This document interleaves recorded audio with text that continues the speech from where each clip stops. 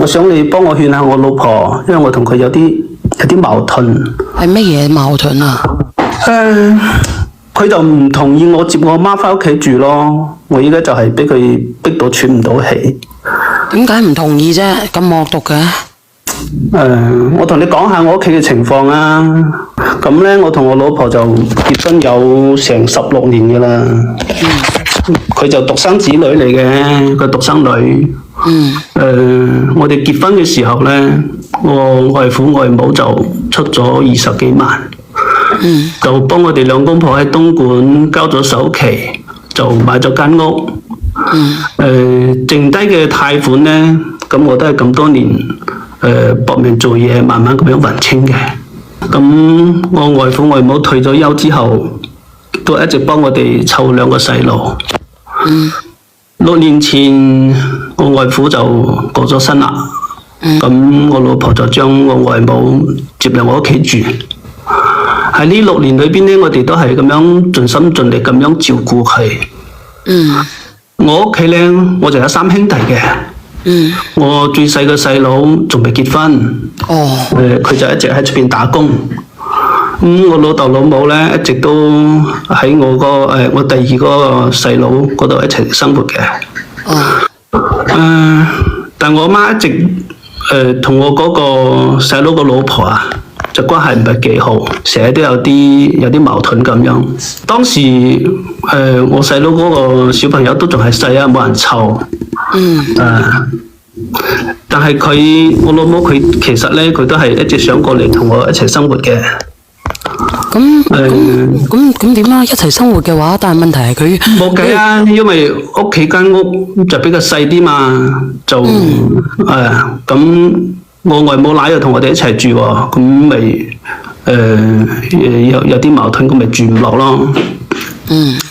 咁舊年過年前，我同我老婆去商量，我就話諗住叫我外老母翻佢個老屋嗰度住，因為佢老家佢個老房子都比較大啲嘅。我就想接我老母過嚟住。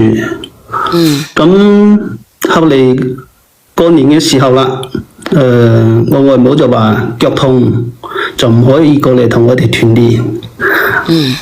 我老婆就想帶住話，我成家人去我外母個老屋嗰度過年喎。即係你嘅意思即係話咧，你嘅意思即係話你阿媽過咗嚟住，你哋叫你外母翻咗去老家住，係咪？翻咗去老屋嗰度住。係啊。點解？係啊。咁過年一般都係咩噶嘛？都係一家團聚噶嘛。咁個外父又唔喺度咯。咁冇理由丟低個老人家自己過年㗎。唔係啊，我問下你，即係你阿媽就搬過嚟住嘅，搬咗過嚟住，點你就叫你外母翻去老屋嗰度住？係咯。點解嘅？咁我哋鄉下嗰啲習俗咧，咁都係想跟個仔噶啦。咁我咪咁佢咪有3個仔嘅咩？點解一定要跟你啊？佢同我嗰個細佬嘅老婆關係又唔係幾好，我嗰個最細嘅細佬呢又未結婚，咁佢咪想跟住個大仔咯，咁我咪要順住佢意咯。順住佢去意，然之後呢就叫你個老婆叫你外母走，係咪啊？你嘅意思係？係啊，咁最後我外母都係翻咗去佢個老屋嗰度住。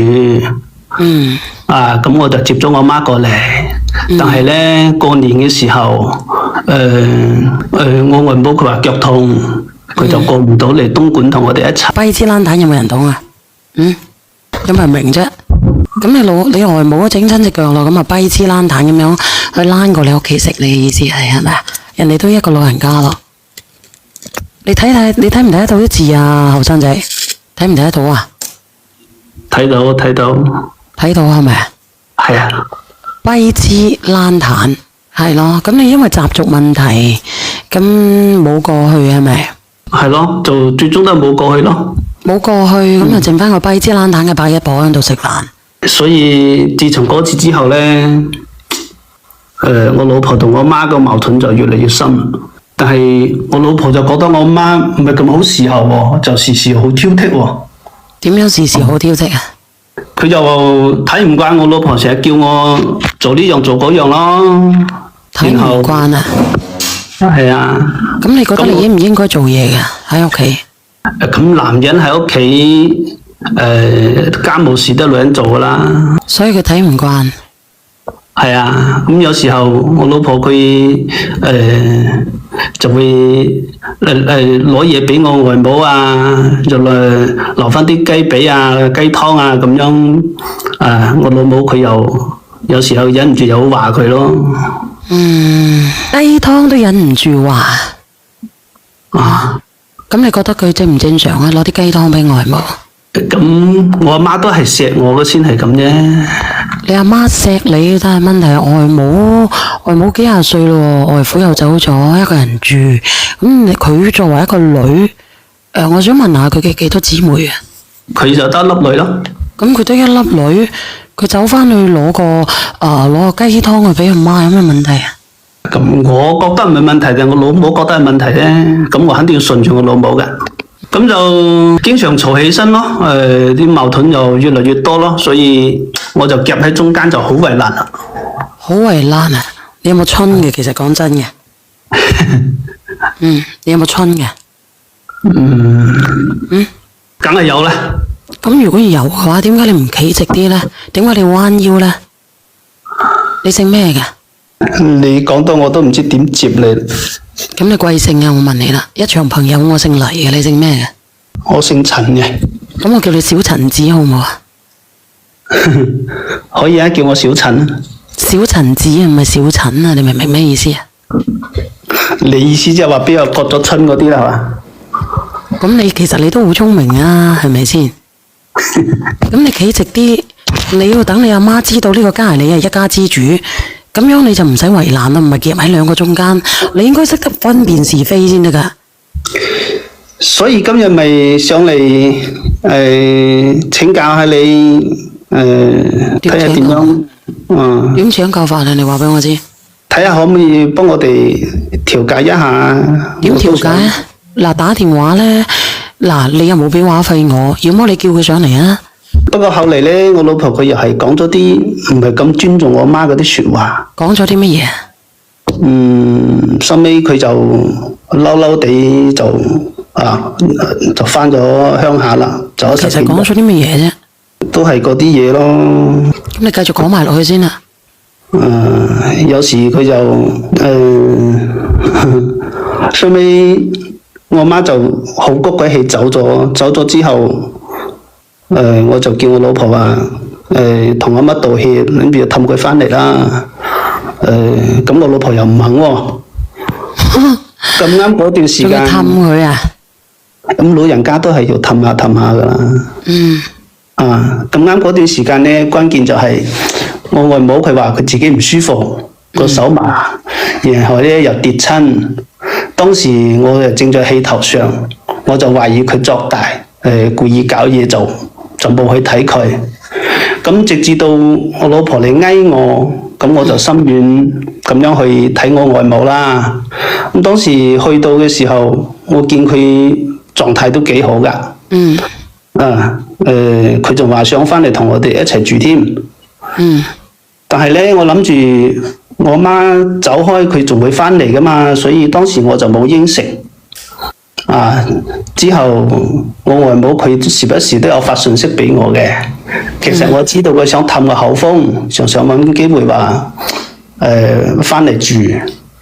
咁有一次佢打電話話唔舒服，我以為佢又喺度扭計啦，就冇當一回事。後嚟佢又打電話俾我老婆，等我老婆趕到嘅時候呢，趕到嘅時候。咁我外母已經就走咗啦。我都唔知點講你好啊，哥哥。我搵個人上嚟評論下你好唔好啊？好唔好啊？搵個人嚟評論下你啊。其實我都唔知點講你好啊。其實你好啊，靈兒。我聽到呢度都冇咩想評論，頭先前面嗰段都仲想評論下嘅，而家都已經佢都冇咩機會可以再補救啦，老人家都走咗，我就想問下前面呢個小李子，你成日都話你哋鄉下唔興呢樣唔興嗰樣，咁樣你哋鄉下有冇唔興要女家出錢啊？有咩困難啊？買唔到屋又要女家出錢，或者我哋鄉下唔興啊都要男嘅要我哋男家擔起嘅，有冇呢樣嘢咧？唔好意思，姐姐，我姓陳啊。哦，小陳子。哦，唔好意思嚇。可唔可以？你姓咩對我嚟講一啲意義都冇，我只係針對呢件事情，即係一個稱呼啫，你唔好咁介懷嚇。只係你哋而家嗌我咩都得㗎，我冇乜所謂，只係一個代名詞。不如咁啊，連我老婆上嚟啊！你而家先同我回答我頭先，你識唔識尊重人？頭先我同你對緊話咁問緊你個問題啊，因為我一直都有聽。當你話要到個外母要去收，因為腳唔舒服行唔到嚇。阿小婉話嘅跛肢爛癱啦，已經係咁，你都即係要求你去陪佢過年，都話鄉下唔興，我哋鄉下冇呢樣嘢。咁你哋鄉下我就問你有冇話，如果你哋男家食唔起飯啊，老婆嗰邊要出錢啊，或者住唔到屋啦，老婆嗰邊娘家要出錢嘅話，你哋鄉下呢位姐姐呢位姐姐，啱先你叫我咩嚟㗎？小陳子。你叫我小陳子咩意思啊？你係咪小陳嘛？你比我細啊嘛？咁你做咩加個子字咧？比我細嗰啲，我哋啲都係咁樣稱呼，比細嗰啲都有小陳子啊咩㗎，都係細啊嘛，仔啊細嘛，小陳仔啦，唔好意思。我哋個發音歪咗啲，小陳仔。你比我細，你一定係比我細啊！你唔使喺度辯啊！我覺得你根本一開始你都唔尊重我。我點解唔尊重你呢，哥哥？嗱，我哋唔好撩事鬥非啦，好唔好？我冇撩事鬥非，我就想問下佢。我冇叫你阿雞阿貓得唔？點解你避開我嘅問題呢？咁你一開始都唔尊重我，點解要正面回答你嘅問題呢？咁我叫你阿貓阿狗得唔得？得，你叫我阿貓姐啊！哎呀，唔好啦，你想點樣咧？叫我貓姐咯。我哋唔好去拉鋸，好唔好？阿陳啊，陳仔。係小賢姐姐係。嗱，我叫你陳仔得唔得？叫我老陳啦，你咁後生。唔好啊，叫你陳仔啦。嗱，陳仔，你到底想點啊？陳仔，我就約咗佢今日嚟練嘅，咁你可唔可以同佢講一下？你幫我勸下佢。我連咗佢上嚟先，如果佢有練嘅，好唔好，陳仔？好啊，咁唔該你喎。你幫我練下咯。嗱，直播間嗰啲人咧喺度捉字蝨吓，佢姓陳，我叫佢陳仔，因為阿勇姐咧，阿勇姐平時都係嘅，叫阿姜就叫姜仔嘅。係咪？叫我諗就叫諗仔，咁佢姓陳，我係唔應該叫佢陳仔呢？你哋捉乜鬼字蝨呢？我唔明白你哋係唔係？唔知做乜鬼，我着咗隻鞋好臭，公到我自己死嘅，除咗隻鞋。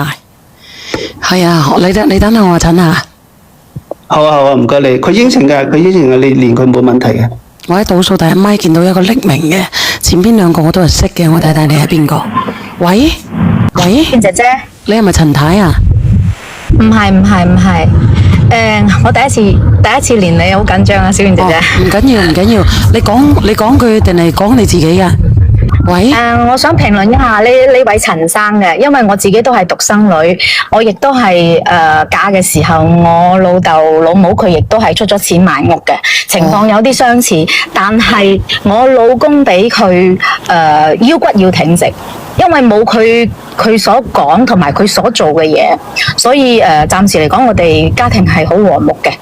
我只係想講，如果佢係想勸佢老婆翻嚟嘅話，我就想勸佢唔好啦。因為喺呢個世界上，父母對於獨生女嚟講係最愛佢哋嘅人，所以如果佢咁樣對佢父母，佢仲想勸佢翻嚟，我建議佢唔好啦。我講起呢樣嘢，我就覺得好激動啦。我都想喊啊！真係有，我都聽到最後嗰個結局嘅時候，我都如果我係陳太嘅話，我係會遠遠咁離開呢個男人。呢個男人係完全唔值得佢老婆去為佢再做任何嘢啦。我真係覺得好傷心。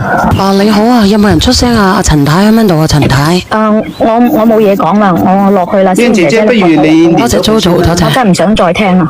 有冇人喺度啊？陳太喺邊度啊？陳太，佢講普通話講白話㗎。佢講白話嘅，但唔係好正嗰隻。喂，你好啊，陳太。陳太。你好，小英。你好，小英姐姐，聽到嗎？哦，聽到。你好啊。啱先咧，啱先你哋兩公婆係約咗上嚟，傾你哋嘅故事嘅。咁到底係咪佢好似佢想象咁樣嘅？喂，有咩嘢同你先生講啊？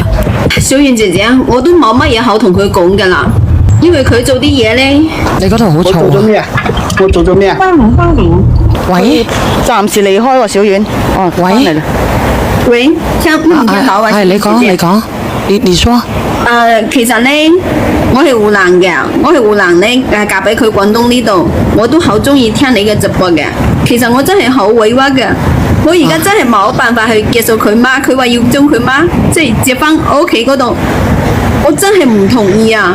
因為你睇我媽就係咁樣走咗，我屋企就係得我一男女，我可以話我阿爸阿媽呢，就係呢成世人啊，就係為咗我而生活嘅。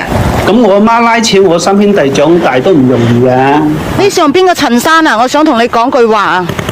你到依家你都唔知道你自己錯喺邊，你老婆講一句，你頂夠三句，你點計翻你老婆？點你可以承認到你嘅錯誤啊？到依家你上嚟，你嘅態度都未擺正。好，咁你講埋佢，等小圓姐姐。人哋叫你小陳子，叫得冇錯嘅。嗰時阿小婉問你有冇金啊？你話你有，做咩你腰間唔挺直啊？你買屋要你外母出錢，小朋友細個要你外母湊大咗啦。之後咁嘅死人唔係我害嘅。我講嘅嘢你唔好答得唔得好？唔該。等下我講完你可以反駁。你小朋友細個叫你嘅外母湊大啦，外父走咗啦，人哋的嗰個獨生女一直都係跟住個女嘅，幫你圍頭家庭付出咗咁多，個老伴都走咗啦，你知話接你阿媽過嚟，你湊小朋友嘅時唔叫你阿媽過嚟，依家小朋友湊大啦就叫你阿媽過嚟，你講啊。小圓姐姐，我想同陳太講兩句，我就落去啦。陳太你講下嘢啊！我聽陳太你好啊，我剛才已經同你先生講咗，陳太我想同你講，我同你一樣都係獨生女嚟㗎。你等等先，你聽阿姐姐，你等等先，你聽埋佢嗰個男老公講乜嘢？嗰度好嘈啊！呢度，你嗰度好嘈啊！呢個倒數第2米。你講下呢個老公。啱先嗰個姐姐佢講咁多嘢，咁其實係因為我媽佢同我細佬嗰個老婆佢唔啱啊，咁咪想接埋佢過嚟享下清福咯。你講啊，呢個姐姐陳太，你有咩好講啊？佢借佢媽過嚟，點解佢媽要對我媽咁多意見呢？我媽都已經俾佢逼到翻佢老屋嗰度住噶啦，我就係送雞湯去俾我媽飲，佢都唔該。即係唔俾你送雞湯。係，因為我媽一個人住呢，我真係覺得好心疼我媽噶嘛，咁佢一個老人家又唔方便，咁我咪煲翻啲湯諗住係送去俾我媽飲咯。佢媽都唔可以喎。點解唔可以呢？佢意思即係話，我將佢屋企啲嘢攞去俾我媽。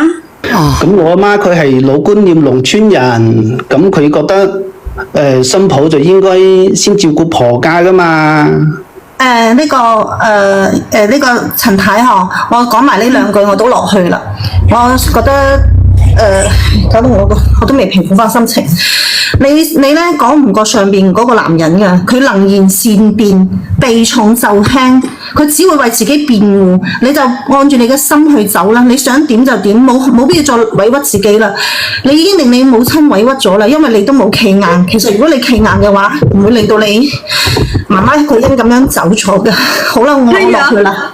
係啊，所以你按照你嘅心想點做你就點做啦，唔需要去考慮其他。到呢個時候你就考慮你自己點樣舒服，點樣令你嘅孩子可以喺良好嘅家庭裏邊成長就得噶啦，唔需要再去顧及嗰啲。我落去啦。阿陳太啊，我都講埋呢一句我就落去啦。我同你一樣都係獨生女，你一定要堅強啲。愛你嘅人已經離開咗啦，最愛你嘅人已經離開咗，唔緊要，仲有你愛嘅人，你小朋友，你好好咁樣湊大佢哋，照顧佢哋就得啦。至於你嘅老公，唔好靠佢，亦都唔好再需要呢啲男人，冇用嘅，靠自己，凡事一定要靠自己，真㗎。希望下一次你連上嚟小婉姐姐嘅時候，希望聽到你係好堅強。拜拜。多謝。呢個男嘅喺邊度啊？其實呢個男嘅，你老公阿陳啊，阿陳仔喺邊度啊？陳仔。小燕姐姐，我唔想同佢講嘢，我同你傾下偈啦。你等等先啦，因為咧，我呢個叫邊個嘅？你連下。喂，你好啊。阿陳生唔喺度咩？唔知喎。我咁又叫你尊重你嘛？係，你好，貴姓啊？你唔好問我貴姓，我只係想問一問你外父外母對你好唔好先？幾好噶。呢頭家你外父外母付出嘅多，同你阿媽付出嘅多啊？我幾個仔都我老豆老母養大噶。你老豆養大你啲仔？咁我咪我啊。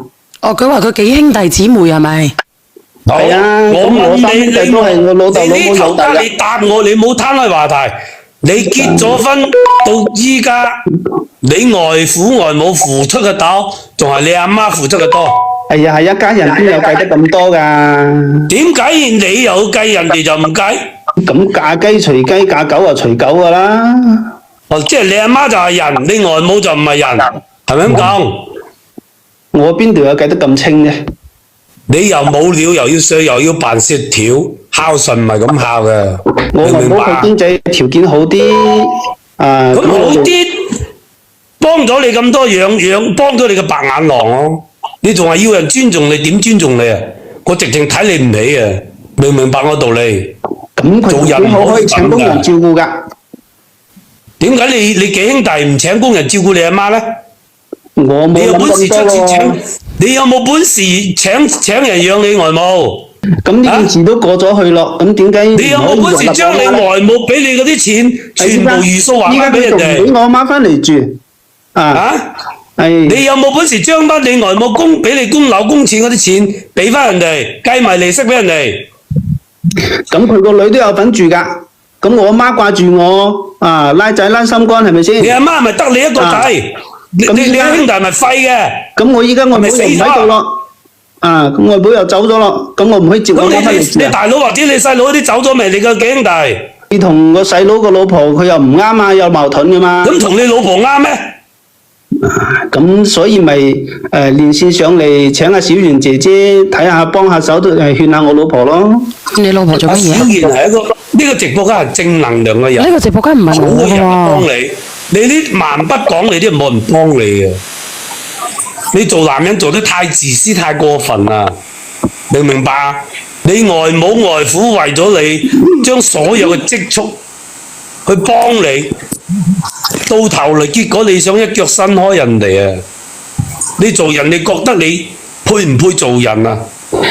咁佢住入嚟可以慢慢磨合嘛？點解你阿媽同你阿嫂唔慢慢磨合嘅？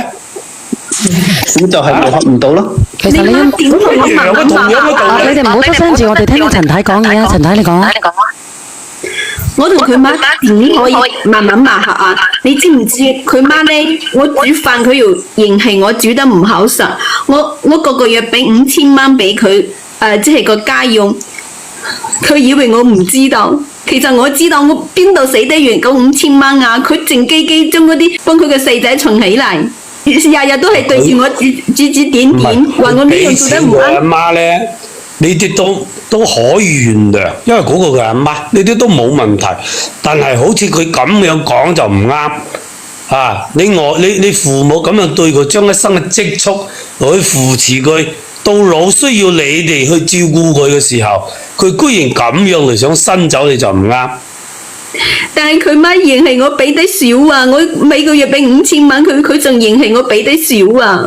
你問佢咩出身啊嘛？5000蚊，佢要咁老要做咩？要5000蚊做咩？我係包啲湯俾我媽飲，佢都唔得。佢淨係話嗰5000蚊唔夠佢死咯。佢話買翻啲菜啊，屋企買啲嘢啊，都唔好剩翻幾多啦。我只係我計過條數嘅，5000蚊點都會夠㗎啦。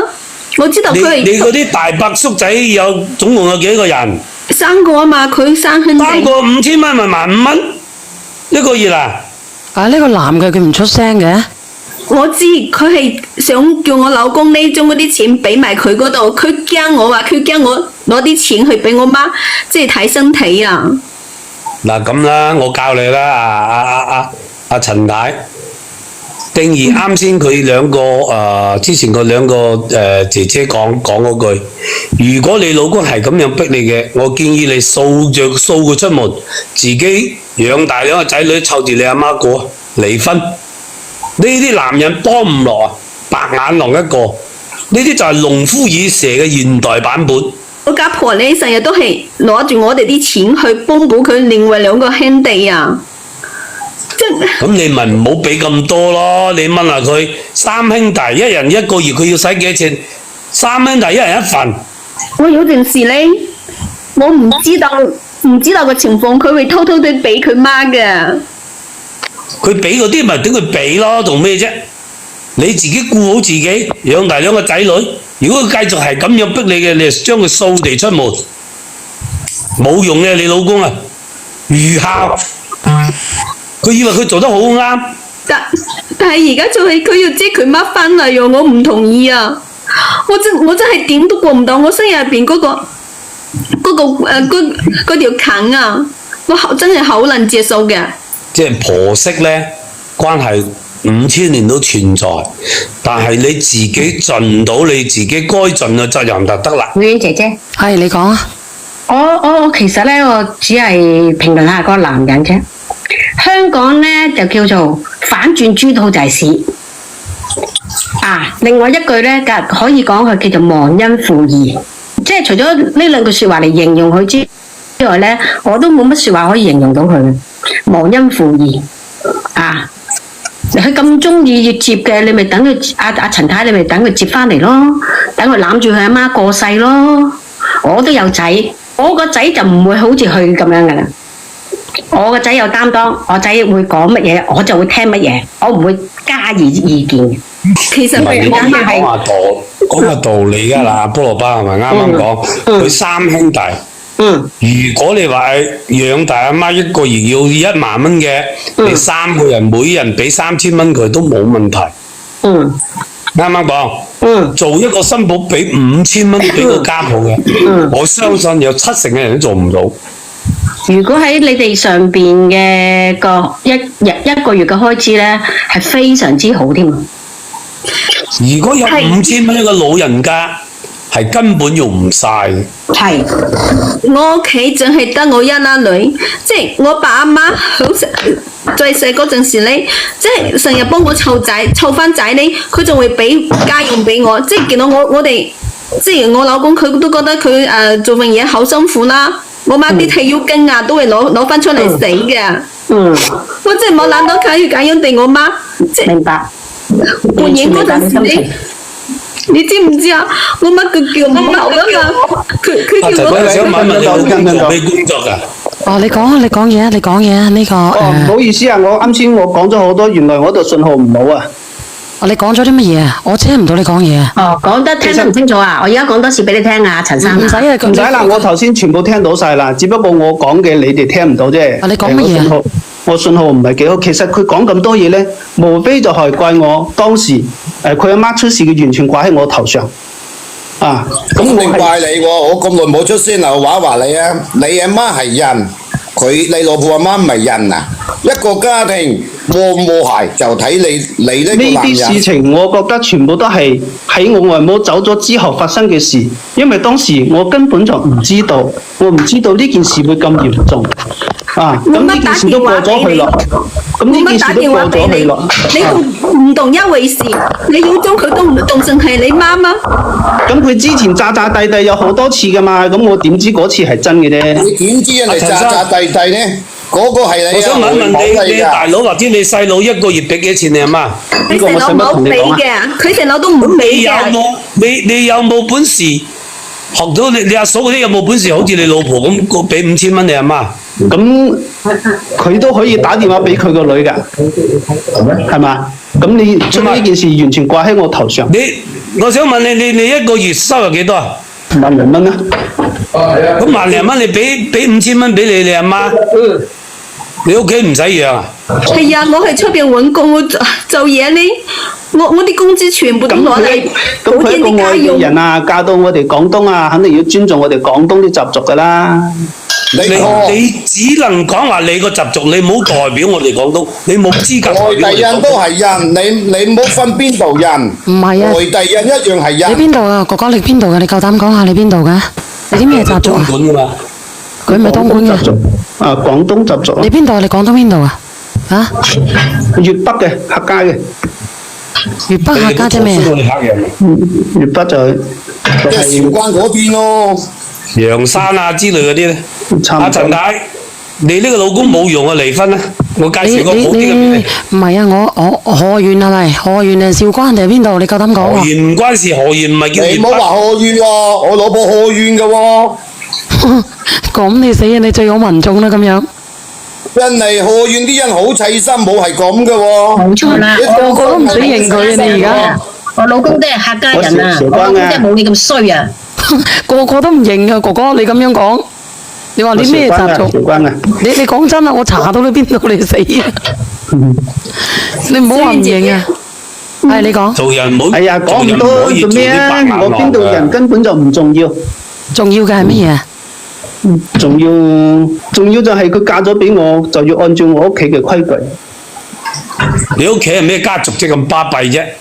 我聽到我瀨尿啊！真係嘅。白旗就係紅黃旗。我老婆咧？你老婆喺第二咪？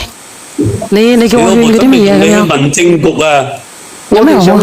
我哋上嚟係想解決問題嘅，唔係。你咁嘅態度解決唔到嘅。你解決啲咩問題啊？你而家想叫你媽翻去同你哋一齊住係咪？係咯。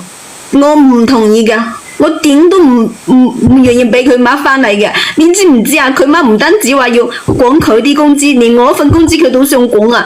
即係好似我媽身體唔好嗰陣時呢，我有時就係同佢去睇下啦，買翻啲藥俾我媽啦。佢媽都佢媽都喺度講真講死。星期一民政局見係嘅攞佢。今日星期幾啊？如果你咁，真係冇用。啊？星期五啊？星期五係咪啊？嗱，我唔勸你點樣啊，阿哥哥。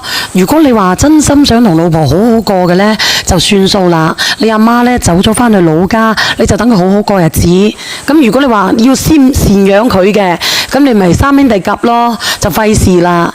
你睇下你阿媽，我估計你阿媽都係一個好難相處嘅人嚟嘅。啊，二心抱唔好相處係咪？大心抱又唔好相處。咁不如自己過咧。口口聲聲話俾咗幾多錢我阿媽，又話呢樣嗰樣，咁我阿媽佢都有喺為咗呢個家庭有付出㗎。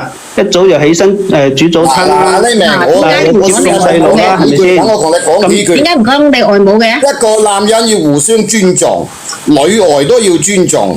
你咁蠻不講，你自以為是，又冇咁嘅料，又係因為扮咁嘅料。兩夫妻好唔好係睇你哋男人兩邊都係肉，你要兩邊要平衡，唔能夠我阿媽點樣，我阿媽點樣。你有冇尊重過你外家？阿陳太，你睇遠咗啊！想叫個老婆上嚟，你自己嘅缺點喺邊度？你明知道你點樣去得到個老婆翻去？你都有責任啊，陳太，你太軟弱啊！你點解要聽佢話要俾5000蚊佢外母你家婆啫？你啲仔女唔使養啊？你阿媽幾廿歲咯，有咩事啊？佢會俾100蚊俾你咩？嗱，你阿媽如果有病啊住院啊，睇你老公會唔會俾啦？佢1分錢都唔會俾你。唔好意思啊 ，Sam 哥，你頭先佢話佢阿媽可以請工人啊嘛，你阿媽都可以請工人㗎。佢有咁嘅本事咩？你話我外母俾20萬啦，我買房啊，我底褲同佢洗買都得啊，話俾你知啊。我開始呢，我係為咗呢頭家，我想同佢好好咁樣過日子，我就唔去計較啦。佢媽話要啲錢使啊嘛，要買菜啊，俾翻啲家用，我咪諗住。始終係佢媽，佢話俾5000蚊就俾5000蚊我點知佢仲將嗰啲錢啊！我聽到佢同佢講哎呀，咁我哋兩公婆加埋有2萬幾蚊，俾5000蚊我媽有咩所謂啫？係咪先？又唔係全部俾晒佢。我自己上班，我揾翻啲人工啊，我全部都係。阿梁仔，你幫我睇住我廁所。但係你媽呢？生活嚟爆粗啊！你話你媽煮早餐，你知唔知佢煮早餐就係煮佢自己噶？即係有時呢就係煮仔嘅，但係呢佢從嚟都冇同我煮過早餐。佢話唔知道我中意食乜嘢喎，佢話我湖南嘅，唔知道我中意食乜嘢。咁我都嫁咗你屋企咁多年啦，我食啲乜嘢佢唔知咩？啱解決唔到問題啊，陳太，你繼續係咁軟弱咧，受傷嘅始終係你。當你阿媽有事嘅時候，人哋唔會幫你嘅。我俾唔到意見你，我嘅意見就觀點好明確。一，你係將你老公掃地出門，好好養大兩個仔女陪你阿媽咁咪係啦。間屋仲係寫你嘅名嘅，你就唔好俾佢入。佢係要入嘅，你就同佢離咗佢。星期一民政局變，粵北地區嘅費用嘅生活條件唔需要咁高嘅。你話我衰好唔衰，衰唔衰都好啦。我贊成你離婚佢。呢個男人唔值得你咁為佢係咁守住呢頭家，唔值得啊！白眼狼一個，農夫耳蛇啊，現代版。係啊，即係嗰陣時，我媽打電話俾佢，佢都以為我媽係佢嘅。佢話我媽，佢話我真係講唔落去啊！等到我去嗰陣，就算係你阿媽佢都應該要翻去睇佢，因為幾廿歲老人家逼個女俾你。係咯，我媽隻腳又唔好啊！我有陣時想去睇多幾次我媽，佢都唔高興嘅。我婆咁嘅男人有咩用啊？咁啊，冇用嘅咁嘅男人。反正我嘅觀點就係、你做新抱做足你嘅本分就 OK 啦，唔需要話5000蚊，真係唔使。你做足你本分，但係你話唔孝敬啲老人家又講唔過去。你同你老公講，如果你呢想呢頭家好嘅，你就頂佢3兄弟，讓佢阿媽1個月要俾幾多，你就俾幾多。係講句唔好聽，你俾幾多佢仲有幾多日啊？係咪先？咁佢一反唔俾落。你細佬咪跛嘅，咪死嘅。你有素質啲啊！姐姐，其實你個心理咧就係唔能夠接受呢個女人翻嚟，唔係呢個家婆翻嚟係咪？係我接受唔到。嗱，我就唔幫你勸啦，因為我覺得咧唔能夠強迫嘅，因為你自己諗下，你外母養到你個老婆咁大，人哋出錢出力呢一世都係為你，即係為你老婆嘅啫，你係食絕戶，你知唔知啊？阿哥哥。咁嫁咗我唔係應該要投？咁佢可以選擇唔嫁你嘅喎，可以選擇同你拜拜嘅喎，你想唔想拜啊？人哋知道你係咁樣，鬼都唔嫁你啊！你想唔想拜先？係有道德觀念，一條路係正確嘅，可以跟住你。你仲死話人哋外地人喎？真係。哎呀，依家都我哋個仔都咁大啦，依家仲講呢啲嘢有咩用咧？係嘛？咁你話有冇用啊？本色哥噶，我目的人哋情願跟阿本色都唔跟你啊！嗱，你再繼續咁樣啊！你個仔唔跟嗌人哋做老豆得㗎。會啊，本色哥知道會感恩。你可以一切隨緣。你好，小賢姐。你有咩有咩見解啊？我個見解係嘛，未經他人苦，莫欠他人善。家家都有本難念個經。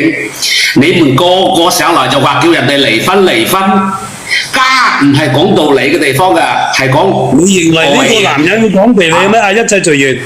你有冇聽清楚成件事？我梗係聽清楚啦。你個個話人哋離婚，我想問一問你，如果你又係咁樣，你得一個女，係啦，呢個哥哥就全部我話你知，扶持你個女婿。你唔好個個一上來問人哋有幾多錢，係有乜嘢嘅用？唔關個錢嘅問題，係原則做人嘅問題。原則做人就家家都有本難念個經，就係冇看到仔嘅下場。係咩叫開口仔啊？呢個兄弟好多謝你嚇。我諗下邊個都唔係好得。你哋唔好攻擊㗎啦。人家都唔係幾好嘅啫，咁搞。乜嘢下場啊？你講下咩下場啊？呢啲就係冇養到仔嘅下場。我真係冇怨啊！仔問題係做人嘅原則問題。冇生到個仔嘅下場，即係你怨就怨嗰個佢外母冇生到仔係咪？係冇錯。個外母隻腳跛咗，叫你喊個女婿喊佢睇下，佢都唔啱咩？滿色哥，我又問你，直播間呢度萬幾人，有幾多個人係真真正正對外母外父好？我哋講我知。我屌！個人，首先我仲外父。真係嘔血啊！真係。等先啊！我真係有少少無言啊！你得罪晒全天下嘅老公，你知唔知啊？一切隨緣。我唔係有幾個人反對我係啊，呢個講得有道理啦。你知唔知一切隨緣？走咗2日2夜，守到4點幾鐘走嘅。你哋講啦，我都無言啊！我想同人哋嗰個男嘅亦係阿媽養噶，嗰個女嗰啲亦係阿媽養噶，係。做乜嘢？你個女可以接受你阿媽，就可以接受家婆啊？你講我知。呢個。一切隨緣，連你老婆上嚟，你咁把法嗌你老婆上嚟，佢係咪一個月俾到5000蚊你阿媽？呢啲兄弟之間俾錢養，兄弟之間俾錢養父母，邊個有能力就俾多啲，邊個冇能力就俾少啲。佢俾呢啲冇有乜嘢話分嚟講，你知唔知？連你老婆上嚟，你老婆俾幾多錢你阿媽？你咁巴閉？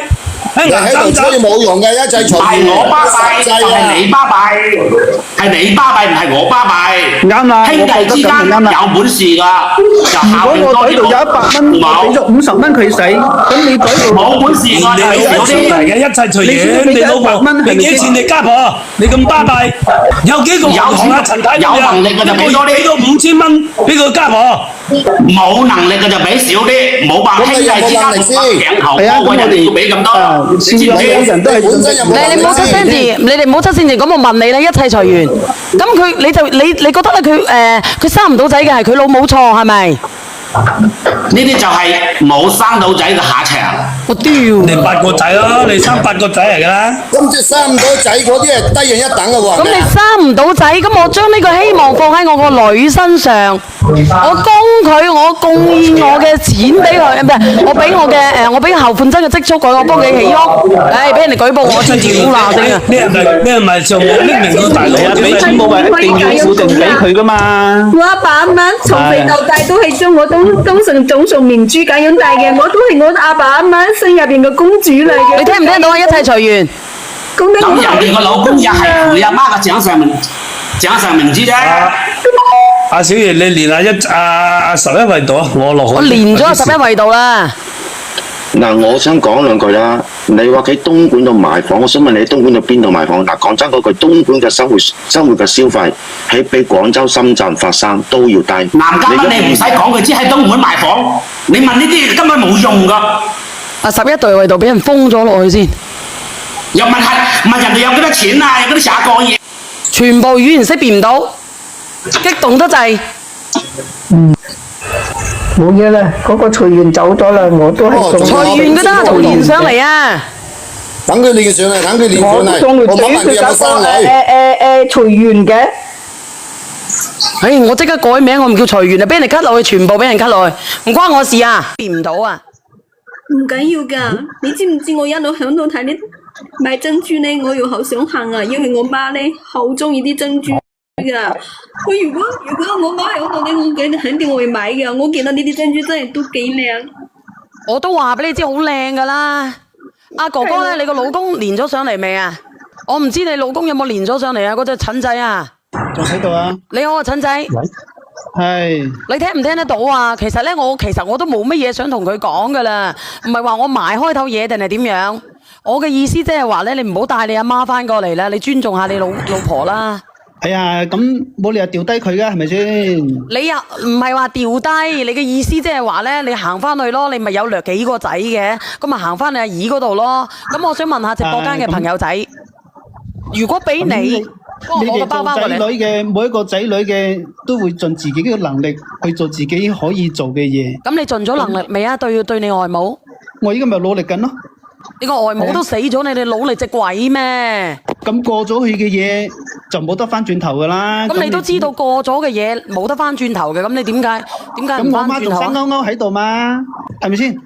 咁我盡下厚道，咁樣都唔得。咁過咗去嘅嘢就咪由得佢過去咯。人要往前看嘅，係咪先？我倒數第一咪，倒數第一咪，係我嚟嘅。我都想死，我講咩？你知我聽到佢講嘢。嗱，你咁樣啦，嗱，我同你講咧，哥哥做人咧要過到自己，過到人哋噶。我唔知你呢句說話聽唔聽到入去啦。仲有一樣嘢，我話俾你聽，我哋中華人民共和國最大嗰個法叫做憲法。你聽我講埋先，憲法咧規定係男女平等嘅，你唔好同你講，哎呀又要點樣男尊女卑啊，好似個一切隨緣上到嚟，覺得女人係話嗰個人生咗女出嚟就係活該係抵死咁樣，我話俾你聽咁樣喎，又喺呢個世界上仲有邊日又願意去生女啊？我講俾你知，我幾心涼啊！你等等先啊！生咗出嚟碾死佢就係啦！如果好似你咁講啊，我好心涼，我心涼嘅係乜嘢咧？佢話一切隨緣話。怪就怪在佢個老母生唔到仔，哇！我心涼晒，我沙聲我都答咗上嚟。我話俾你聽，其實阿 Sam 哥講咗一句說話係講得好啱嘅，我唔知你聽唔聽得入。你呢個外母咧，外父外母對你哋屋企人，對你呢個家，即係對你嘅家係包括你老婆同埋你兩個細路，包括你係付出咗傾盡所有咁付出，係為你哋嘅。付出嘅，你阿媽對呢個家係1毫子都冇付出過㗎。你有冇覺得咁你係咪要對人哋好翻先？你阿媽係咪對你呢個家1毫子都未付出過啊？咁你講錢嘅肯定冇佢咁有錢，但係佢人哋唔使講唔講錢，人哋係付出埋勞動力啊！人哋你唔係個仔好細個嘅時候，你仔女好細個嘅時候，係咪人哋服侍佢㗎？你係咪啊？嗱就大家啊攤開嚟講實際嗰樣，唔好講虛㗎啦。你一味講你嗰啲風俗係嘛？咁啊！你生啲個生女出嚟碾死嘅就係啦，要嚟做乜嘢？即係如果好似你咁講，好似佢一切隨緣咁樣講嘅話，好啦，咁依家唔講風俗啦，就講眼前啦，好唔好？咁既然外父外母都唔喺度啦，咁咪剩低我老母喺嗱，我話俾你聽啦，好嗱，呢個問題你講得好嗱，我依家就同你講翻依家嘅啦。嗱，我話俾你聽咧，即係嗱，你傷咗人哋嘅心。你要去撫平人哋咧，我話俾你聽，唔係一時半刻可以撫平到人哋嘅傷恨嘅。我灰你一定會唔會即刻忘記啊？咁錯唔係一個人錯晒㗎嘛，係咪先？啱又唔係一個人啱晒嘅。你聽唔聽人講先？好，你講我聽緊。講先。如果你聽人講就你呢頭家係可以挽回㗎。我聽你呢個老婆係死蠢嚟嘅，第二個啊走到起晒塵㗎啦，100年前見唔到車塵㗎啦。我話俾你聽，你試下咁樣唔尊重我個父母，我睇下我走唔？我100年前走咗啦。咁你有機會嫁俾我先得㗎。你食屎啦你！我都差唔多想講嘅呢句。你食屎啦！嫁俾你，我話俾你聽，我一個正宗嘅廣州人嫁俾你。真係好蠢啊！太蠢啦！我差都講埋呢個字出嚟，我係封咗落去嘅啦。屌啦，先你仲快過我。你一個死人鄉下佬係咪啊？嫁俾你啊！食屎啊你啊！你唔好講呢句啦。你啱先就同我講憲法。嗱，我話俾你聽，嗱，你咁樣，你聽我講埋啫。嗱，我同你講。啱先又話同我講憲法，又話我鄉下佬。咁你係鄉下佬先唔係咩？憲法有冇規定鄉下佬唔可以咁樣講噶？憲法，你有冇讀過書噶？我啱啱同你講嘅憲法係男女平等噶，係男女平等啊，叔，你有冇聽得明啊？咁我覺得你依家鄙視緊我啲鄉下人咯。佢又死拉仇恨啊！你中意斷章，我係點樣去鄙視你啲鄉下人咧？我話俾你聽，係因為你啱啱嗰句說話令到我鄙視你嘅。我唔係話佢鄙視我唔會鄙視所有鄉下人，但係我鄙視你咯。你係咪嗰個一切隨緣？你快講。係。快講。你講一切隨緣。我支持嗰個哥哥嘅講法。乜嘢啊？我支持嗰個哥哥嘅講法。你支持嗰個哥哥嘅講法係咪？你支持佢講咩法啊？你支持佢講咩法啊？你講啦，你講啦，一切隨緣，你係咪一切隨緣啊？唔好嘈啦，佢唔係一切隨緣，唔係咁嘅聲噶。嗱，姐姐我教你啦，嗱，你唔係話你呢個老公唔係話你佢嗰個細佬唔係娶咗有一個細佬娶咗個老婆嘅，佢同你奶奶唔夾嘅係咪？嗱，我教呢個辦法啦，係咪？姐姐，阿姐姐你喺邊度啊？咩問題啊？今日死嘅喎，今日咁搞。不如我同呢個講憲法嘅姐姐傾下偈先啦。你有咩講就得噶啦。講啊！我想同阿小陳子講下。小燕姐姐。係。係嗱，姐姐嗱，講重點啦，嗱，我同你講重點啦，嗱，我依家我想問你，你依家咧，你係咪有嗱？你個老公有個細佬係咪娶咗老婆？有一個咧就係同你奶奶好唔夾嘅，係咪？係。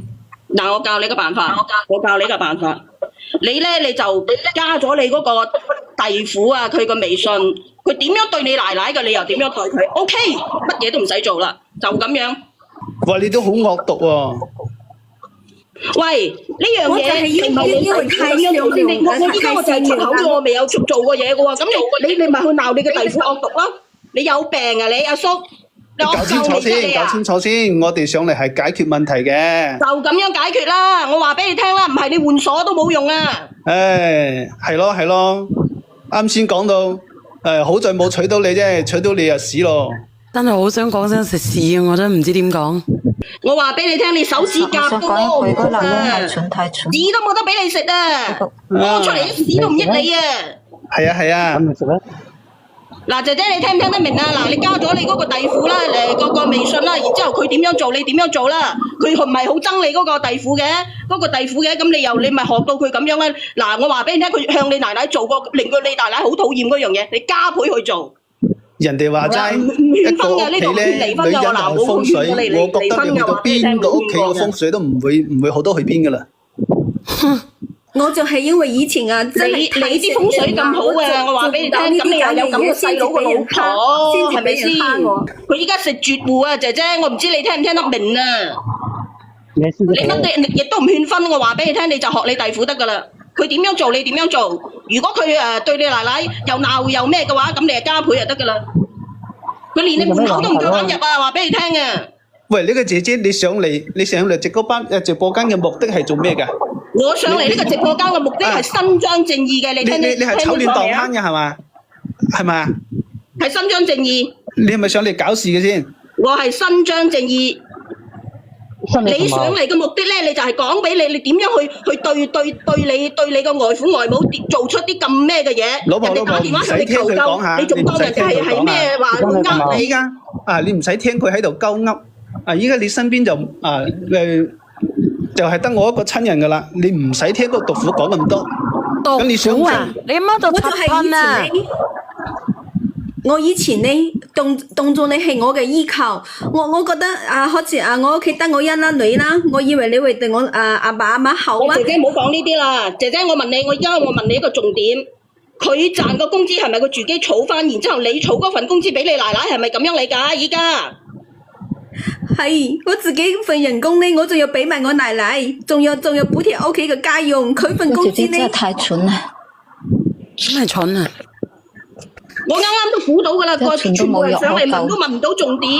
我話俾你聽啊，你呢個係渣男嚟噶，算死你啊！算埋你屋企啊！依家你啱啱佢講咗句咩啊？佢就話俾你聽，依家咧就你得佢一個親人。佢所有錢攬翻喺你身上面，你屋企人咧，你外家啲錢，包括你父母，包括你啲錢，全部去為呢條家嘅，佢啲錢自己儲埋嘅。係啊，我聽你把聲唔使睇你個樣啊，都知你好毒啊。就係啊，我話俾你聽，我聽你把聲知道你啊，你仲醜過8兩金啊！8兩金起碼有金啊！好心你咪死笑啦，你仲死笑得出你個閪仔？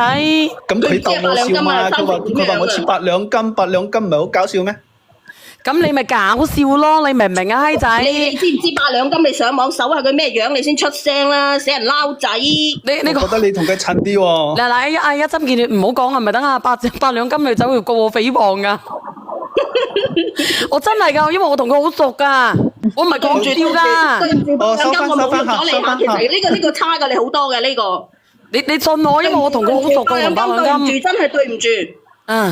我哋唔好，我驚佢走去告我。你係嗰個姐姐抬出嚟嘅嘛？嗰個毒婦抬出嚟啊！你唔收啊，哥哥，唔係講笑啊，我哋比喻啫。我比喻有2金啫。你攞啲糯米去撒下你呢個嘢啊！我唔知呢個姐姐你仲醒未醒啊？你屋企人為你頭家噶，佢嗰啲錢係自己嘅錢嚟噶，你嘅錢係佢屋企人嘅錢嚟噶。係啊，我聽佢講咗咁耐啊，我先至個心度面我清楚噶啦，佢由始至終咧都冇將我屋企當成係佢屋企嘅一家人嚟噶。唔會噶。點唔會啊？嗱，姐姐一句到尾啦，你唔好係咁樣啦。你去睇下佢，其實唔願意。嗱，你聽我講，嗱，我哋講乾貨啦，唔好噏埋嗰啲好似個怨婦咁嘅嘢。你依家叫佢嗰啲工資俾80你啦，如果你想咩嘅話，俾80你啦。可以啊，俾晒你都得。俾晒你都得喎，咁你有咩要求啊？你嘅意思即係俾晒佢，可以叫佢媽翻嚟係咪？係啊。阿姐姐，你聽我，你可以拉佢翻嚟，然之後咧啲工資你開支，一日俾50蚊佢嘅開支。佢有咩結結格格嘅咧？我話俾你知，你講係咪我好陰毒嘅，俾人鬧啊！一陣見唔係咁，如果你咪越俾越少咁咪淨係食青菜咯，一家人淨係食青菜咯。1,500啫嘛。咩啊？你咪越俾越少咯，50蚊一個月咧就1,500蚊啫嘛，又唔得。佢一家幾口嘅開支食飯1,500蚊唔得嘅一個月。你買餸啦，姐姐，費事佢乜嘢啦？你買餸啦，得啊，冇問題啊。佢買餸啊，佢接仔啊。咁你每個月個工資最少要俾80佢嘅喎，你一間係男人恰住佢嘅。喂，渣男，我問下你，你一個月得有3萬蚊，你同人哋講1萬蚊，咁你咪死梗？你點知你可唔可以再俾張工資卡人哋點樣出糧嘅咧？你點知我有3萬蚊啊？即係打個譬如啊，你有咩做唔出啊？我話你話俾唔俾個閪仔翻去啊？咪俾唔俾個靚女佢媽翻去啊？你哋話啦，嗰個女人好軟弱噶。我唔想俾佢媽翻嚟啊！我覺得佢媽翻嚟，我仲冇好日子過㗎。佢媽把口呢，要好似佢咁犀利啦！我根本講唔過佢。咁佢老人家你咪就下佢咯，你咁咪唔好啦！如果咁樣嘅，我就咗咁多年㗎啦。大家相互遷就下咯。點遷啊？你老母都唔收把口嘅。你覺得係相互遷就啊？依家係你老婆一日每一次都係遷就佢啊，唔係相互啊！咁你年輕人同啲老人家咁計較，你連呢啲度量都冇，係咪先？計較啊？點解你同你外母計較啊？你外母啊病到好似啊癱喺度啊嘅情況之下，打個電話向你求救，你仲話人哋係詐先啊？冇啊，我去睇過佢，佢狀態好 fit 㗎。我話俾你聽，你知唔知老人啊？你媽都係老人嚟㗎，佢有時咧佢舒服啲，有時唔舒服啲咁樣嘅，你知唔知啊？即係或者佢打電話俾你嗰陣時候唔舒服㗎，你去到佢又舒服返，你明唔明啊？咁嗰次我都話係意外嚟㗎啦。你仲意外？你明明係你唔啱啊，仲意外。我以為佢喺度詐型啊，其實我都好內疚嘅。內你隻鬼咩？我聽你講嘢，嬉皮笑臉，一啲莊嚴都冇，就嚟母親節啦。呢個女人好蠢嘅，你個老婆蠢到鬼咁樣嘅，唔知點樣教，蠢到西咁樣。唔係啊，我唔係話蠢唔蠢啊，即係以前咧，我諗住一家人啊嘛，好好地同佢過日子。我媽都話，佢話唔好去清理啊。我同你講啦，你呢頭家，你老公啲錢1分錢都唔攞出嚟養呢頭家，你仲話你唔蠢？你仲話你唔蠢？你父母啲退休金全部攞晒嚟養你呢頭家，你啲工資又攞嚟養頭家，你仲話你唔蠢？你直頭長到貼地啦！佢依家即使話俾80個工資你，佢有5萬蚊個月，佢同你講5000咋？係啊，我而家諗下，真係以前過得好蠢啊！因為我阿爸阿媽咧，佢哋啲工資真係攞嚟俾我屋企用噶。唉，佢個工資卡我都見唔到嘅。你有咩諗法啦？嗱，如果係咁樣咧，你就企硬你自己嘅立場啦。姐姐，我問你，你老公係咪喺設計院上班嘅？姐姐，蠢到冇藥可救啊！佢又聽唔到啦。喂，佢應該冇信號係咪啊？喂，可能佢都翻工啊？唔係啩？喂，小婉姐姐啊，你講，你老公係咪喺設計院上班啊？唔係噶，唔係噶，我而家我要去翻工噶啦，我阿爸阿媽唔響度咧，以後我就係要靠我自己。你識得講呢句說話，證明你成熟咗啦，係啊。好嘢。我都冇咁擔心啊，真係。多謝你，多謝你哋。你真係要多謝我哋直播間嘅人啊，唔係講笑啊。係啊，真係多謝晒啊。就咁噶啦。小燕姐姐，我想嚟求助你噶喎。我唔識啊，因為呢個直播間咧，我估翻嚟你冇好日子嘅。要麼就冇同嗰個男人。你企下你嘅立場啦，你企下你嘅立場，叫佢衡量啦，要你啊定係？嗱，唔好嘈，呢個醜男你想掹翻咧？嗱，我同你講咧，有時人咧，我唔知你聽唔聽明啦。我話俾你聽，由依家開始，你每個月最少都俾翻1萬蚊你老婆，呢個第一，又唔講話你幾多錢個月啦。你講話你1萬，我估你起碼都5萬噶啦，你就每個月俾翻1萬蚊俾你老婆，呢個第一。第二嘅話，你想你阿媽以後有機會入到呢個家住嘅話，你就由依家開始就對你老婆好好。你就可以嘅呢種辦法嘅啫。如果冇嘅話，咁你想依家你咁樣，你個外母死得咁鬼死冤嘅話，你叫佢依家原諒你喎，你都十下嘅，你係咪當人哋傻嘅啫？如果唔係有仔女神七咁早就走咗啦。你隻口牌輕輕5萬蚊喎，呢個市道5000蚊都難揾啦。咁你俾定唔俾先？俾，肯定俾。咁你俾啊，你慢慢暖翻人哋嘅心啦。阿叔俾路你行噶，唔係人哋個個叫你嚟啊。嗰個一切隨緣嗰個可能係5寶嚟嘅，一上到嚟啊鬧行嘅啦。你話俾你聽啊，你嚟咗你五寶嚟㗎，依家啲女人好馨香㗎，話俾你聽啊。你做咩咁激動啊？咁你恰女人，我咪激動咯。我老婆都冇咁激動。因為你老婆心就咁死啦啱，就咁啱，佢老婆咪話翻工，你乜佢落嚟啦，小遠嚇，唔想講啦。嗱，你聽唔聽得到啊？企下你嘅立場啊，姐姐仔。小遠姐姐啊，我今日聽明白㗎啦，我都知道以後我自己要點樣做啊，我自己要硬氣一啲㗎啦。硬氣一啲啦，因為你爸爸媽媽唔喺度㗎啦，以後就係你自己㗎啦。係，我明㗎啦。啊，呢個哥哥你自己諗下啦嚇，我哋咧就費事講咁多廢話啦，你亦都唔好連上嚟啦。咁如果你話你覺得你老婆咧咁樣可以過落去就過啦，過唔到落去嘅我亦都無話好講啦，為母則剛啊！咁我哋有冇機會私底下再傾下？你幫我勸下佢咧？勸唔到啊！如果你應承嗰個條件咧，可以傾下嘅，冇就算數啦，好唔好？可以，啊，阿哥，係咁先啦。好，多謝你，小燕姐姐。